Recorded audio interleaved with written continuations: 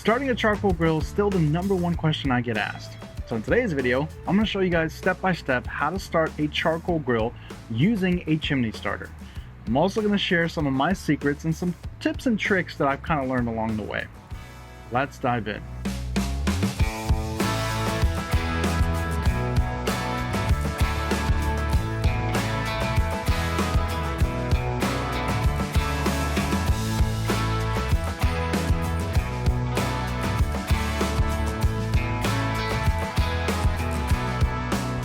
Okay, so today I'll be using my Weber Summit Kamado. Don't worry, if you don't have a Weber Summit Kamado, it's fine. All of the tips and tricks that I'm going to be giving out today will work on any charcoal grill. And yes, including the Weber Kettle, which is probably the most popular charcoal grill out there. I'm going to try to do everything step by step, and I'm going to try to make sure I don't cut too much out of the video, but I do want this video to be fairly quick, so keep that in mind. I do want to show you guys the chimney as it's being lit. We'll just speed through that so you can get an idea of what to look for. So today I'll be using Jealous Devils briquettes and of course a chimney starter. Now I think a chimney starter is the best way to light a charcoal grill. It's going to be the most consistent way, you're going to get the best results, and you're going to get really hot coals at the end of the day, which is what we're looking for. Also, a chimney starter is a good way to gauge what you need and how much you need of it when you're cooking certain foods. For example, if you're doing chicken or brisket and so forth. So the first thing you're going to do is fill up your chimney starter. Now, depending on what you're cooking, if you're cooking something quickly, like you're grilling up some steaks, you may not need the entire chimney starter, right? You may need half of it, or 3/4 of it, or you may need all of it.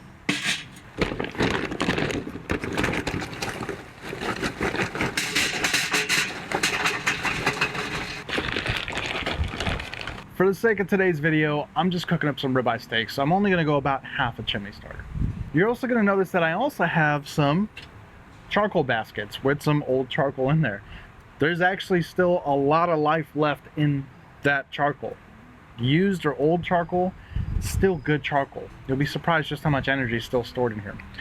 I like using charcoal baskets because they're going to help you control the heat better. You're going to have the ability now to set up multiple zone cooking environments. You can do 2-zone cooking, indirect versus direct, all that stuff. And it also helps, believe it or not, keep the charcoal nice and hot. Charcoal likes to be together. They don't like to be spread out too far.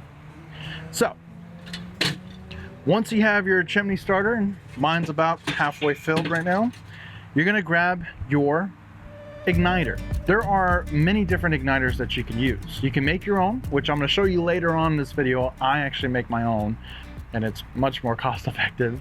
You can even use stuff that's lying around the house, or you can go to the store and buy things that are already made for you. For example, there's a pile of them sitting to the left of me right now. They're not necessarily required. We'll talk about those later on in this video, I promise. Okay, so you're gonna place your lighter cube directly under the charcoal, right? Directly under the chimney starter. Then you're gonna grab a lighter, matches, whatever you got, and ignite it. And then place the chimney starter right there in the center. Make sure all your vents are open. Your lid obviously has to stay open, and just let this ignite all the charcoal that's in there. And this is actually even a good time to dump some old charcoal. So if you want to put some old charcoal in there, and that's what I'm going to do actually. I'm just going to put some old charcoal in there. Just allow it to just settle there for about 15 to 20 minutes. Now, depending on what you're cooking, you may need the entire 20 minutes because you're cooking hot and fast, like you're grilling up a steak, or you're going to be just like cooking up kebabs or something like that, burgers. Or you may not need it to all be entirely lit, right? And letting it sit for about 15 minutes or so will be more than enough. Let's say you're going to be like roasting a chicken, or maybe doing a whole rotisserie chicken, right? So the 15 to 20, maybe 22 minutes or so is a guide. But ultimately, you'll learn how to adjust based on what you're cooking through experience. Rule of thumb though, here's what you're gonna see. You're gonna see a lot of smoke coming out of here. I'm already seeing smoke building up, but it's gonna get much worse, right? It's gonna get darker and it's gonna be guzzling out. That's all combustion bad smoke, and you don't wanna be around it. We're gonna be moving real soon. Rule of thumb, When this thick, dark smoke is almost completely gone, disappeared, that's basically the bare minimum time that you have to wait. Whatever that time may be, for whatever environment that you're in, when you stop seeing this really bad smoke and it's completely settled down, you can dump your charcoal. If you want to go a little bit longer, you can wait until you start seeing some flames shooting out of here, right? You'll see all the smoke gone, you'll see some flames shooting out.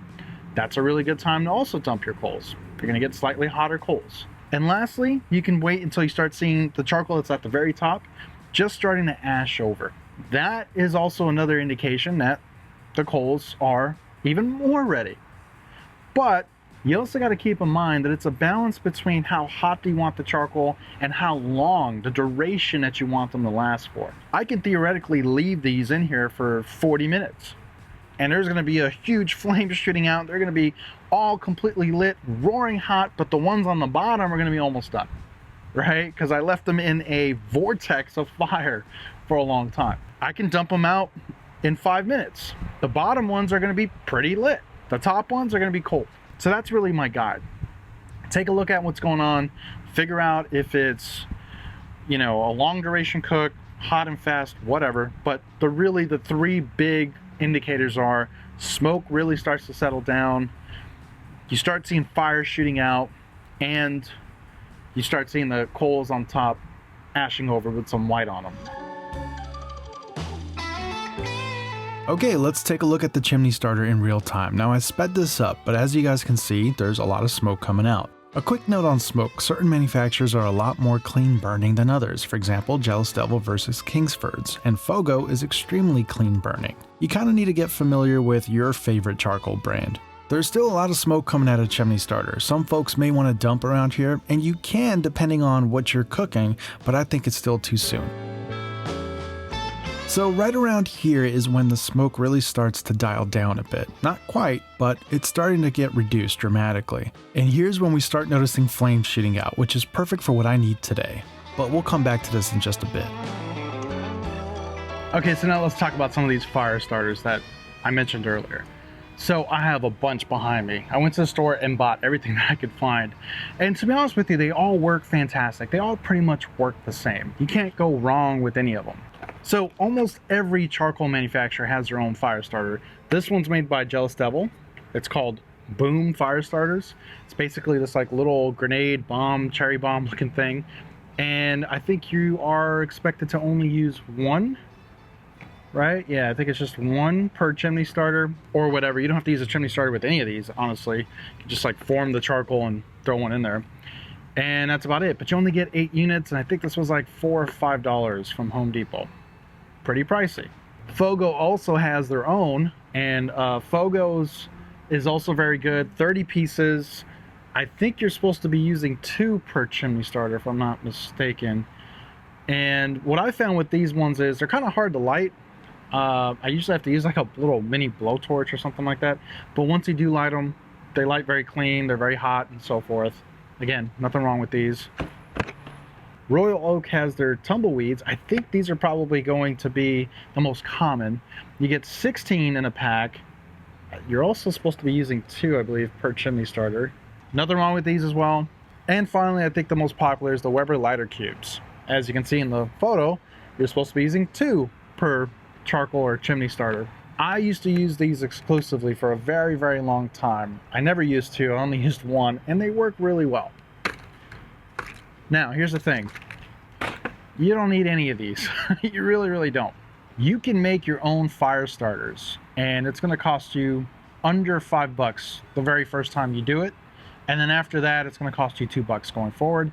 And you can make as many as 100 fire starters, and they will last forever, a year, whatever, as long as you need them to last. And all you got to do is buy 3 items. These 3 items are found at any dollar store, Dollar Tree store, 99-cent store before they went out of business. Rubbing alcohol, 70% or higher, ideally. 91% would be great. Some cotton balls, and some sort of container, plastic container that's sealable, that you can put them all in. Now the container doesn't have to like be all weatherproof or have like a seal or water seal or anything like that. It just has to be able to close. Got to be able to put a lid on it and maintain everything that's inside. So all you got to do, open up your cotton balls. I got a count of 100 here. Shove them all inside the container. Pack them as tightly as you can. Try to get all 100 in there. Grab your rubbing alcohol and pour your rubbing alcohol in here, soaking them all. Put the lid on there, and there you go. You have fire starters now. 100 fire starters that are going to last you for however long it's going to last you, and it's all under $5 initially, and then it's going to be $2 going forward. Now, I found that 91% alcohol works great.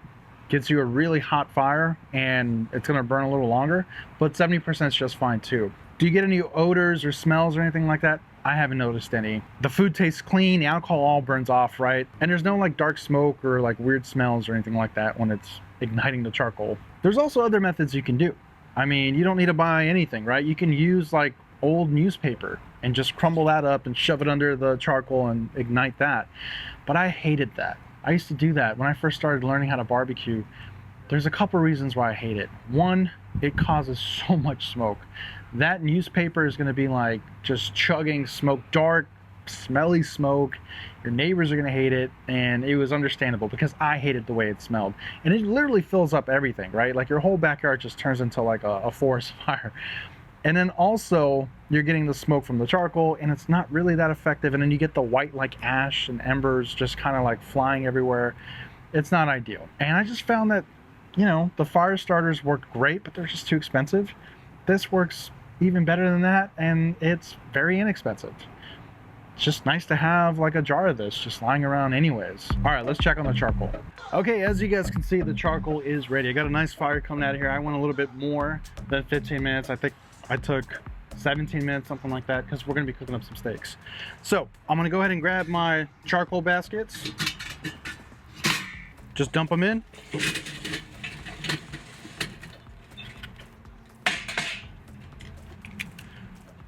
Spread them out so they're even and how you want them.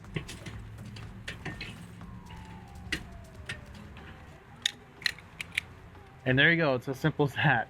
So today's video is just focused on the chimney starter, right? I really wanted to just show you guys just the basics of using a chimney starter. Damn, that's hot.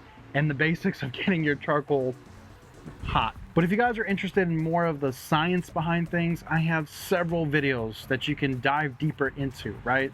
Longer videos that go through the science behind why the chimney starter works, what lit charcoal looks like versus what it's not. We actually used a infrared camera to show the difference on some of my other videos, and also how to adjust the vents, right, to get you going. So I have quite a bit of beginner guide videos that you can also reference to go down the rabbit hole if you'd like.